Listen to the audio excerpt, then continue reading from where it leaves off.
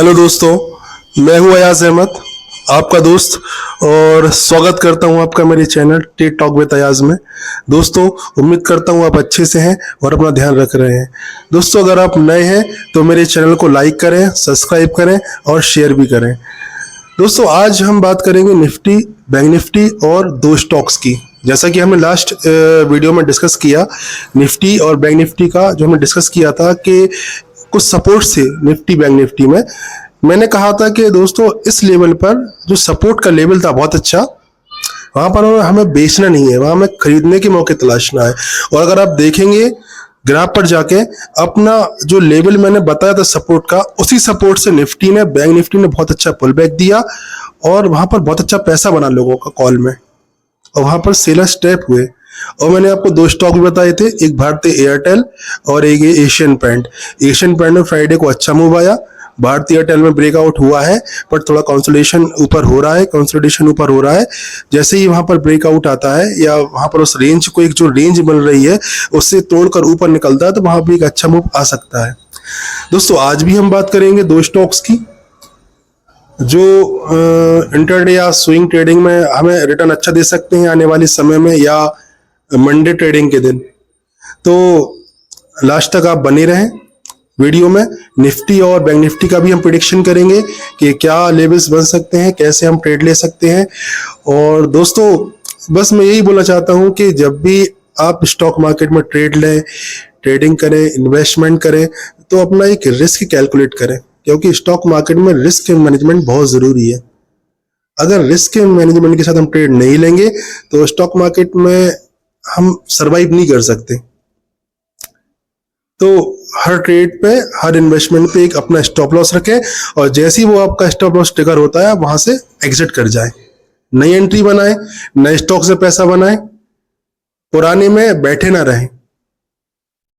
तो ये मेरा एक सजेशन है, always take risk then reward. तो हम बिना देरी करे हुए चलते हैं अपनी स्क्रीन पर, और आपको जो मैंने आपसे बोला है, निफ्टी 50, बैंक निफ्टी और दो स्टॉक्स के बारे में आपसे डिस्कस करते हैं। Thank you. मैंने आपसे एक बात बोली थी कि हमें कुछ भी कंडीशन में इस सपोर्ट के पास बेचना नहीं है, बेचने से हमें बचना है। क्यों बचना है? क्योंकि ये 24,500 का बहुत अच्छा एक सपोर्ट था, और यहाँ से निफ्टी ने एक अच्छा पुल बैक दिखाया है जब भी निफ्टी यहाँ पर आई है। तो मैंने आपसे बोला था, अगर आपको निफ्टी इस लेवल पे मिलती है तो आपको यहाँ पर कुछ भी पैटर्न देखकर, प्राइस एक्शन देखकर बाय करना है। यहाँ पर वो एक ट्रेंड लाइन हो सकती है, कुछ डब्ल्यू पैटर्न हो सकता है। तो देखिए, इसने एक ट्रेंड लाइन को ब्रेकआउट दिया और यहाँ तक का एक फैंटास्टिक मूव आपको दिया। सिमिलर दोस्तों, अगर आप देखेंगे बैंक निफ्टी में, मैंने यही बात बैंक निफ्टी के लिए भी बोली थी कि ये बहुत अच्छा एक सपोर्ट जोन था, और जैसे ही बैंक निफ्टी ने इस जोन को रिस्पेक्ट किया है, टच किया है, और देखिए कैसा एक अपसाइड मूव यहाँ तक के लिए आपको मिला। अगर आपने मेरा वीडियो नहीं देखा है तो आप मेरे पिछले वीडियो में जाकर देखें, मैंने आपको इसके बारे में डिस्कस किया था। इसके साथ ही मैंने एशियन पेंट की बात भी की थी और भारतीय एयरटेल की बात भी की थी। आप देखें, मेरा पिछला वीडियो देखें, जाके देखें, आपको समझ में आएगा। तो अभी हम क्या करेंगे दोस्तों, कल के लिए प्रेडिक्शन डालेंगे हम निफ्टी का और बैंक निफ्टी का, कि इनमें कल के लिए क्या लेवल्स बन सकते हैं, और थोड़ा सा जानेंगे इसके बारे में। तो दोस्तों, अभी देखिए निफ्टी जो है ना, एक अपने अच्छे रेजिस्टेंस के पास में आया हुआ है। ये एक रेजिस्टेंस जोन है, इसे हम जोन बोलेंगे पूरा। ये एक रेजिस्टेंस जोन है बहुत अच्छा। अब कल के दिन अगर निफ्टी, ये जो रेंज बन रही है ना दोस्तों, ये वाली, ये 24,900 के आसपास, और ये नीचे 24,800 के आसपास, ये रेंज बहुत इंपॉर्टेंट रेंज है। ये रेंज डिसाइड करेगी कि निफ्टी कहाँ पर जाने वाली है। तो कल के लिए प्लान क्या होगा कि अगर निफ्टी इस रेंज के ऊपर आती है और यहाँ पर एक रेंज बनाती है और फिर ब्रेकआउट आता है, तो फिर हमें एक अपसाइड मूव देखने को मिल सकता है, और ये अच्छा एक बुलिश फ्लैग भी है। अगर निफ्टी कल को, ये एक ट्रेंड लाइन भी है, अगर इस जोन के नीचे आती है थोड़ा सस्टेन करती है और फिर एक ब्रेकआउट दिखाती है, तो नीचे का डाउन साइड मूव दिख सकता है 24,680 के आसपास। एक टारगेट हमारा आ सकता है और फिर अगला टारगेट हमारा ये वाला बन जाएगा। तो दोस्तों कल के लिए ये आप रेंज को दिमाग में रखिएगा और इसके बीच में ट्रेड लेने से बचिएगा, क्योंकि ये रेंज है ना एक साइडवेज मार्केट को शो कर रही है ना। दूसरा हम बात करते हैं दोस्तों बैंक निफ्टी का। बैंक निफ्टी में कोई अलग कंडीशन नहीं है, सेम कंडीशन है। ये एक बहुत अच्छा रेजिस्टेंस जोन है 24,450 का, और ये बहुत अच्छा सपोर्ट जोन है 24,200 के आसपास ये रेंज है। अगर यहाँ पर कभी मार्केट आता है तो यहाँ से एक पुल बैक यहाँ तक के लिए ले सकता है। यहाँ पर अगर मार्केट आता है तो यहाँ से एक पुल बैक ले सकता है। तो अगर और यहाँ तक अगर यहाँ से मार्केट ऊपर आता है रेंज बनाकर, तो मार्केट फिर यहाँ पर एक अपसाइड मोमेंटम दे सकता है इसके ऊपर। और अगर इसके नीचे आता है इसके अपोजिट और यहाँ पर सस्टेन करता है, तो यहाँ पर एक ब्रेकडाउन भी आने को मिल सकता है, जिसमें हमारा पहला टारगेट ये करीब होगा 24,900 के आसपास, और फिर ये हमारा अगला टारगेट होगा। तो कल आप लेवल पे काम करिएगा, ये इस रेंज को दिमाग में रखिएगा। ठीक है दोस्तों, अब हम बात कर लेते हैं इंडियन बैंक की। इंडियन बैंक को अगर आप देखेंगे दोस्तों, तो ये देखिए ये एक बहुत अच्छा रेजिस्टेंस जोन है।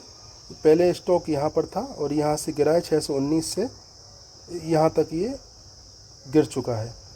अगर ये कल इंडियन बैंक इस लेवल के ऊपर ट्रेड करने लगता है और यहाँ एक रेंज बनाता है, फिर इसका एक ब्रेकआउट आता है, तो हमें एक अच्छा अपसाइड मूव देखने को मिल सकता है। इसे आप स्विंग ट्रेड की तरह भी ले सकते हैं।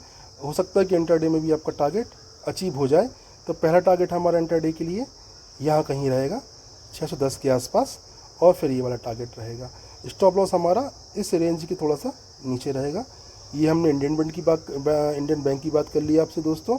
अब हम एक स्टॉक की और बात करेंगे जिसका नाम है टाटा केमिकल। टाटा केमिकल को थोड़ा सा हम दोस्तों बड़े टाइम फ्रेम पे एक एनालिसिस बना लेते हैं क्या है। आप देखिए दोस्तों, ये बहुत इम्पोर्टेंट एक रेजिस्टेंस जोन है ये वाला टाटा केमिकल में, और यहाँ पर देखिए मल्टीपल टच हो चुके हैं। पहला टच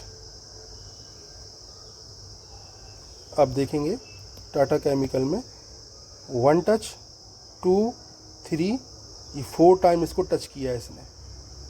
3 टाइम तो रिस्पेक्ट किया, ये वापस आ गया गिर के। ये इसका बहुत अच्छा एक सपोर्ट जोन है ये वाला 780 के आसपास। अगर इस रेंज के ऊपर आता है, इस रेंज के ऊपर, तो बहुत अच्छा एक अपसाइड मूव देखने को आपको मिल सकता है। बहुत अच्छा अपसाइड मूव आपको देखने को मिल सकता है एक स्विंग ट्रेड के लिए या डिलीवरी ट्रेड के लिए। ये रेंज बहुत अच्छी रेंज बन रही है दोस्तों। अगर आप देखेंगे ना, अभी क्या किया है इसने, यहाँ पर बायर्स को फिर से ट्रैप किया है। यहाँ पर जिन्होंने बाई किया और वापस से ये यहाँ पर इस जगह बायर को ट्रैप किया, वापस से नीचे आ रहा है। अगर यहाँ पर अगर ये ऊपर नहीं जाता है, तो आपको ये जो है ना यहाँ तक के टारगेट दिखा सकता है 854 के आसपास। अगर हम छोटे टाइम फ्रेम की बात करें दोस्तों 30 मिनट की, तो ये बहुत अच्छा एक रेजिस्टेंस जोन है और ये बहुत अच्छा सपोर्ट जोन है। तो आपको यहाँ पर सेल के मौके तलाशना है इस जोन पे, और यहाँ पर आपको बाय के मौके तलाशना है। 854 के आसपास बहुत अच्छा सपोर्ट है। अगर ये गिरता हुआ इस लेवल के पास आता है, तो यहाँ बेचना मत। यहाँ पर कुछ ना कुछ एक पैटर्न बनेगा, कुछ ना कुछ ट्रेंड लाइन का ब्रेकआउट आएगा, प्राइस एक्शन देख के आप बाई करेंगे तो आपको यहाँ तक के वापस से टारगेट मिल सकते हैं, यहाँ तक के टारगेट मिल सकते हैं। और अगर इस रेंज के नीचे ब्रेक डाउन देता है तो फिर ये और नीचे आ सकता है। यहाँ पर एक गैप भी है, ये वाला ये गैप है, ये गैप फिल करने भी आ सकता है। अब ऐसा नहीं कि आज ही आएगा या कल आएगा, हो सकता है कुछ दिनों बाद, कुछ महीनों बाद आए। तो इसको याद रखिएगा। यहाँ पर ट्रेड लाने का तरीका ये है कि थोड़ा सा इसको कुछ यहाँ पर प्राइस एक्शन बनने का वेट करिएगा इस रेंज पे। हो सकता है यहाँ पर जिन्होंने दोस्तों मैंने आपको 2 स्टॉक बताए, निफ्टी और बैंक निफ्टी के बारे में बताया कि आने वाले ट्रेडिंग सेशन में मंडे के दिन क्या लेवल्स बन सकते हैं, कहां पर आप बाई कर सकते हैं, कहां पर आप सेल कर सकते हैं। तो लेवल्स जब एक्टिवेट हो तभी ट्रेड लें, अदरवाइज शांत बैठे मार्केट में। पैसा रहेगा तो ट्रेड आगे भी ले सकते हैं। ट्रेडिंग कभी बंद नहीं होने वाली, इसका ध्यान रखें, लेवल्स पे ट्रेड लें। और इसी के साथ मैं आपसे इजाज़त चाहता हूँ। नेक्स्ट वीडियो में फिर मिलूंगा, जहां पर हम फिर 2 स्टॉक्स पे बात करेंगे और हम निफ्टी और बैंक निफ्टी का फिर से प्रिडिक्शन करेंगे। तब तक के लिए खुश रहिए। Thank you very much.